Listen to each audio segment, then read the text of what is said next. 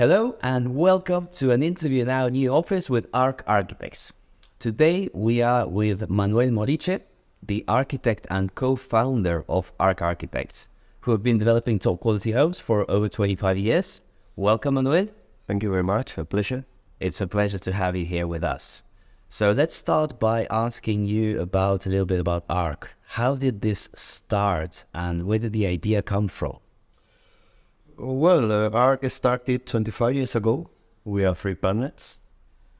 And actually, in the office, we are between engineers, architects, and technical architects, around 30 people working. And the idea started from 3 friends that tried to enjoy of doing this job. Really? And are you all 3 partners? You're all 3 architects? I am the architect. My other 2 partners, they are technical architects. Okay. One of them is my brother, and the other is a friend. Okay. Understood. And how many people are you in total with all the construction sites? In the office, we are around 30. Between architects, technical architects, engineers. But if we also call the building sites, we can be talking about more than 100 people. Wow. Wow, that's huge. Yes. That's huge. And you have some beautiful offices in Sotogrande. I've been there. Congratulations. Thank you very much. A really beautiful place to take clients to. Yes, we tried, when we design our offices, we try to make it look like a home. Because we have the perception that if you were comfortable, you work better. So when you arrive at our offices, it looks like a cozy area. We try that everybody feels comfortable and our clients feels like at home. Well, absolutely. I think that the people are the most important factor in the company, and they make you grow and make you achieve things. And if you have everyone happy in an office working, it's the best thing. Completely agree, 100%. And it's like a family. You need to be responsible, to be concentrated, but you have to make it feel as a family. Absolutely. Yeah, we're also very much trying to do that as well. Yes, without we can see it as well. Yes, thank you. Well, and tell me please, what is your personal interpretation of your architectural style? Look, Arthur, I'm not too far about talking about the style when we talk about architecture. I think architecture has to be good. When I mean good, I mean link it to the place and to the client needs and well built. But if I have to define our style, I could say it's a blend between classical and modern.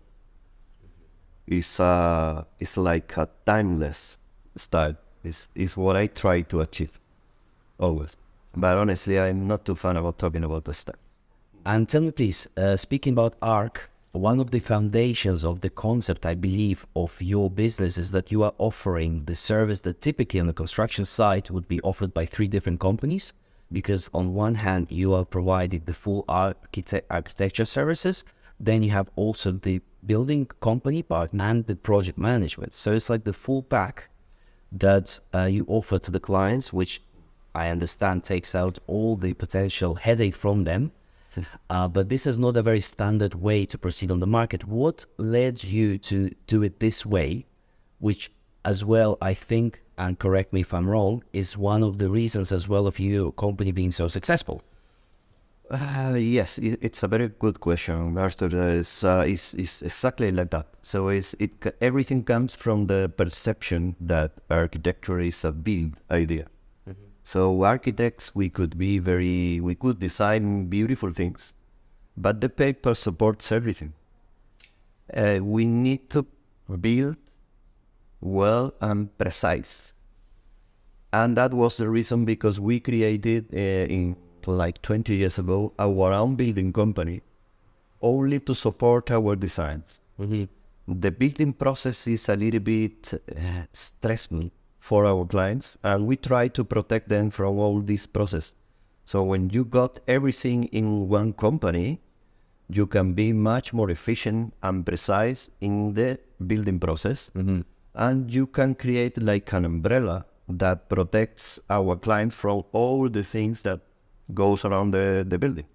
So we just try to create a beautiful journey from the beginning of the first sketches to the end for our plans. And I think the way we organize our company, we can achieve that. That was the main reason, because ARK is what it is today.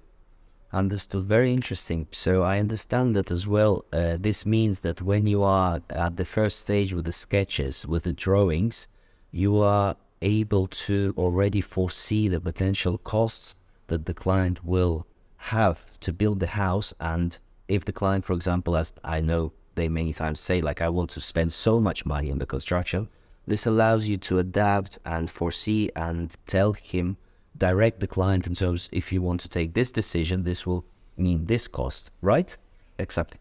Perfect. Yeah, because that is exactly like that. You have explained perfectly. That's one as well from me. Sometimes we've sold plots to clients, etc., and the clients asked us to help them in the building process. And one of the main problems that we encounter at the initial stage, especially with the clients, they are not professionals, like you said, and they need you to direct them, is that I very much like what you said, that they well, I heard this phrase before, and it was in a different way. It said that what's the strongest material on the building construction site? The strongest? Paper, because it holds everything. And that's the problem that I saw many times when working with architects at the beginning, especially with a client that doesn't exactly understand all the details and cost, that you draw something magnificent, beautiful, but then the building code comes in, and it is a surprise, and usually the building code comes in 3-4 months later after the drawing process finished. So it's like it's a circle. Yes, it is. Tell me please, is your specialization of ARK Architects in luxury villas only, or do you do other things as well? We are mainly specialized at this moment in luxury homes, luxury villas. Yes. And how many villas have you built approximately over these years? In total, you could be surprised how many, but more than 100 villas. At this moment, we are building 14 projects, but the smallest is 1,000 square meters built. Wow. So that is a lot. That is a lot. Wow. And how much, as you said that, how big is the biggest house you ever built? I think a house of around 4,000 square meters, that for me is more a hotel than a home. But somehow the houses and the villas we build, they are like 6-star luxury hotels. So for me, the key factor is to make it look as a home. Because when you design a house and build a house of 4,000 square meters, that is a very big house. And at the end, you can get that feeling of being in your home.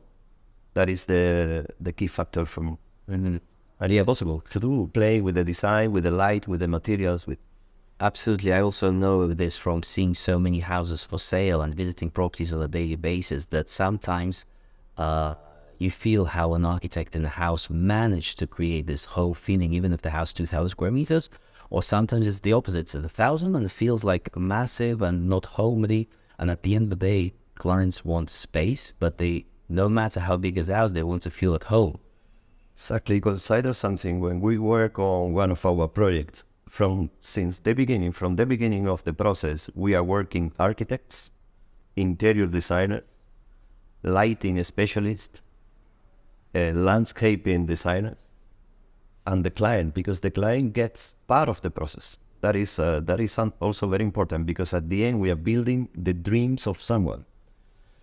And that you can feel how we can control everything through the process, and we can get to make the dreams of that person that they are not capable to do. So we are the arms to get that. So the arms, the legs, and the and the brain, maybe the brain. And tell me please, these 14 houses that you mentioned that you are creating, the 14 dreams that you're creating, where are they located? Most of our projects are located in Marbella area and Sotogrande. As you know, our offices are located in Sotogrande, but we are working in Marbella, Zagaleta, Estepona, all there. We are also doing international projects as designers. When we work, for example, in UAs, we are commissioned to make a design. We have to collaborate with local companies there. But it's something that as the brand is growing, we are also doing that, isn't it? Wow, very interesting. And tell me please about Sotogrande, because this is an interesting subject. Well, your offices are located in Sotogrande. Has it always been like that? Yes.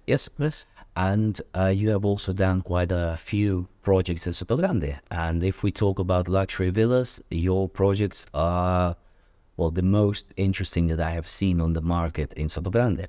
Thank you. And Sotogrande is an area that in the past years, or even 5 years ago, I would myself associate with a property market of, let's say, up to 5 million euros, more or less. But in the past years, we have seen a lot of growth there, a lot of investors coming in, new hotels, new restaurants, beach clubs. And the price ticket of the homes that I see now, they are more closer to the 10 million euros in some cases, and even starting to hit the 20 million mark at some stages. And one of the most expensive houses there at the moment are your projects. So I wanted to know your opinion generally on the luxury sector of the real estate market in Sotogrande. How do you see it? Do you see this as a location that is going to carry on evolving in this direction? Should the investors invest in Sotogrande in the luxury market, or are they already too late, or is it still too soon? No. I honestly think that Sotogrande is I could say, the hidden pearl of Costa del Sol. It's a place to discover. The market in Sotogrande is changing. It's moving on a different direction. Since Orion, the capital fund, bought Sotogrande, I think 6 years ago, they decided to invest in Sotogrande, and they are putting on the map. I remember when we started the Mirador, that is a gated community of 6 villas that we designed for Orion, and we built. I remember my first meetings in London with the phone, and at this moment, trying to sell houses above 10 million in Sotogrande was like a joke, was a dream. And like 3-4 years after, all of them sold, and some projects close to 15-16 millions in Sotogrande. So the final, and it's real, that has been made, has been built, and has been sold. And which year was it sold? That was 2-3 years ago, when the market was not so good. Correct. And today, some of our clients in Sotogrande are receiving offers for their houses of 20 millions. Wow. So the financial market in Sotogrande has moved and has changed. It will take time to be Marbella. Honestly, I don't think the comparison with Marbella is fair, because Sotogrande is urbanization. And the DNA, the character, and the soul of Sotogrande is completely different. But I think definitely promoters should have an eye on Sotogrande for the future. Fantastic. Thank you very much. Very interesting. Yes, when I visit Sotogrande, I still get this a bit goosebumps because I still see so much land, and it's like a real estate agent's dream in terms of, getting in there and starting so many possibly projects. But as well, like you said, that there's already so many examples that maybe also people don't know that much of this price tags of 15-16 million selling. And I was in this community that you mentioned the other day, looking at one of the houses, and the impression I had was absolutely stunning. From the moment you would drive in with the private security, the middle road that connected, it was very, very special feeling. Yes, it's a nice feeling. That is the feeling of Sotogrande. You live enclosed in nature, surrounded by nature. We have 6 or 7 of the best golf courses in Europe. We have the Polo in summer. We have the port. Yes. We have the Almoraima Natural Park, 15 minutes driving. We have a lot of things. The style of Sotogrande is pretty much about family, sports, privacy. If you feel well with that lifestyle, maybe Sotogrande is your place. And another very interesting question that I wanted to ask you for a long time, actually, because like you said, you've been so much in the process of the building as well, apart from the architecture. So, and as you have developed so many luxury villas, you have all the information. And over the years, recently, we've seen a lot of increase on the construction costs for luxury villas. But it is very hard for us to find precise information on this aspect. So I was curious to know if you could share with me your opinion in terms of what is the medium construction cost per square meter for a project of yours, let's say like 4 years ago, and what is it today? How much has been the increase? Okay, good question again. Trying to talk about price per square meter is difficult, because when we need to talk about qualities, about services, about indirect costs, is very difficult. What happens with ARK is that as we control the whole process, we control a lot the cost, because when you have everything in company, you can control the cost and be much more efficient.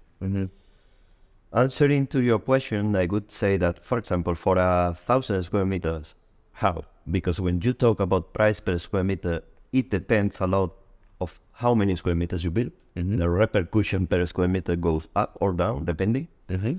So The bigger the house, the cheaper is the square meter. Correctly, essentially. But talking about very high level of qualities, including all the indirect cost.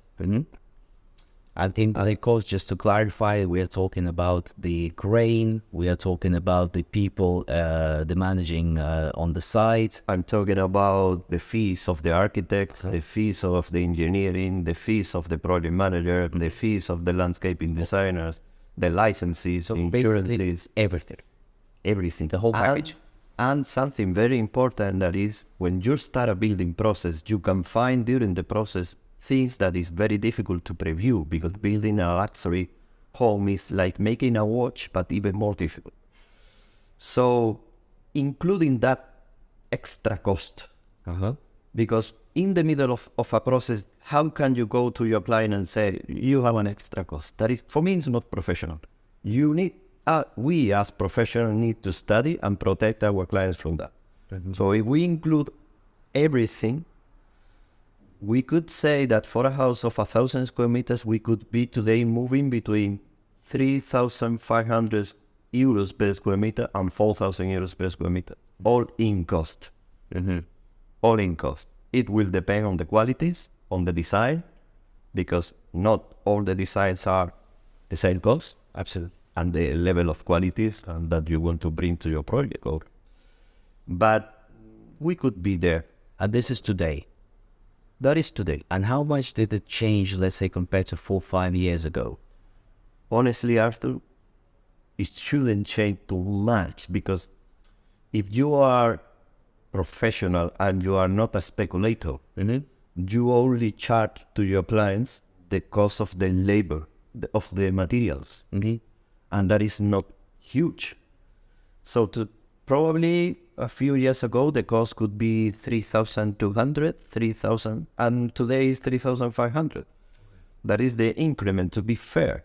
And so when you hear about that prices moves too much in a short period of time, it's because of speculation. It's not real. If you work with professionals, that should be under control. Understood, thank you.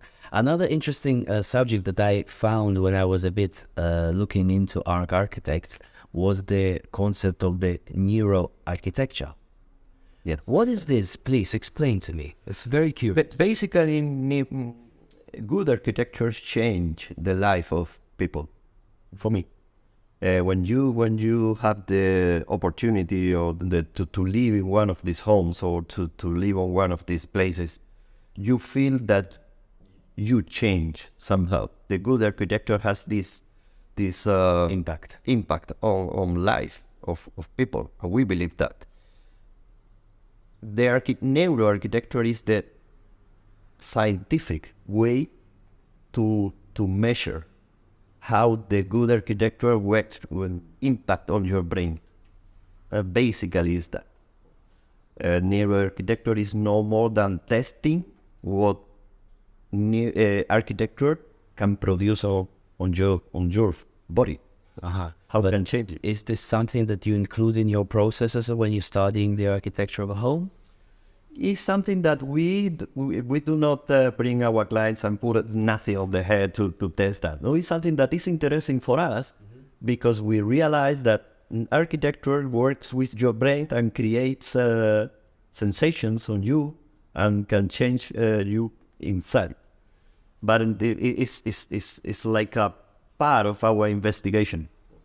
Well, I absolutely agree with you that it creates that first starting with the sensation of aspiration before you even own the property. You already can aspire to it, and this can also motivate you and change your life. But I always said from the point of the real estate agent view that the property has an impact on your lifestyle, first of all due to its location, and when chosen correctly, your lifestyle can also change in terms of what you do on a daily basis. Now suddenly you live next to the beach, and you suddenly start walking every day on the beach, something that you would never do before because it would take you 25 minutes to drive there, and we don't want to drive for 25 minutes. So it's And this, yes, absolutely. And I had a conversation with one of my clients this summer, and he said, I have lived in a lot of different homes, but this home that you have designed and built for us has something that is very special. He's a businessman, he works a lot, he's traveling the whole day. And when he goes to his house, after half an hour being there, he's completely relaxed. And he said to me, that sensation is the first time I have in my life. So I thought, I have done something well. This is what I need. The house was created for that, to create this peaceful place for you, to bring you to that level of feeling and sensation. And for me, that is good architecture. no, absolutely. I believe that this should be the final reason of building a house, precisely this. And then the question is, what is this worth? There is no price on this. You know, if you can find the right people that can create this for you, because there's so many millions of things, like you said, that you have to protect the client from in this whole process. And if you can achieve this is, you know, the whole point, and it's priceless. Completely agree. And this is what we try to do every day for our company. And another detail that I very much enjoy about your projects, the ones that I've been lucky enough to see, I noticed that there is a very big effect or attention to detail in the landscaping of your houses. Is it true that this play an important role in the property, in the architecture design? Because when I walked into your homes, I always somehow noticed this, that there was a very special attention to landscape compared to any other house I saw, and this would also create a very special feeling for me. Yes, and it's because of the conception of the architecture we got. So for me, architecture has two starting points, every project: the place, the location, and the client. So I need to understand what the client needs. I need to hear to the client, to analyze the client, his needs, his taste, and then hear to the place, to the location, to the light, to the topography, to the nature. And from these two things, I need to create an idea for the place. For that reason, all our houses try to be very integrated in the location. Every time I start a project, I am thinking what I'm going to give back to the place to allow me to insert there, to be part of it.